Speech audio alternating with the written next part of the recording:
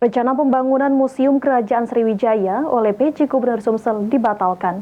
Namun akan ada perubahan nama Museum Sriwijaya menjadi Museum Kerajaan Sriwijaya.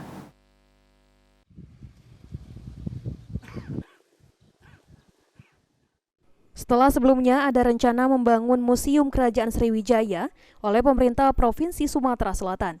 Aufa Syahrizal, Kepala Dinas Kebudayaan dan Pariwisata Provinsi Sumatera Selatan mengatakan, rencana pembangunan tersebut dibatalkan lantaran membutuhkan biaya dan waktu yang cukup lama untuk membangun museum baru.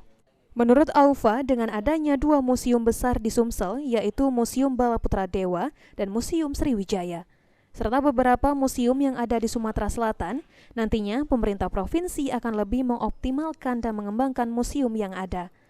Nantinya, Museum Sriwijaya yang ada di Taman Purbakala Kerajaan Sriwijaya akan diganti nama dengan Museum Kerajaan Sriwijaya. Saat ini dalam proses persiapan konsep dan pergub yang masih dalam kajian Biro Hukum. Artinya peningkatan, mengoptimalkan museum yang sudah ada. Karena kalau kita mau bangun baru kan perlu waktu, perlu biaya besar. Tapi beliau artinya yang paling penting sekarang setelah beliau ke Museum Sriwijaya, di situ kan ada Museum Sriwijaya. Beliau minta dirubah namanya menjadi Museum Kerajaan Sriwijaya. Nah, sekarang sudah kita siapkan konsepnya, kita sedang siapkan pergubnya untuk perubahan nama dari Museum Sriwijaya menjadi Museum Kerajaan Sriwijaya.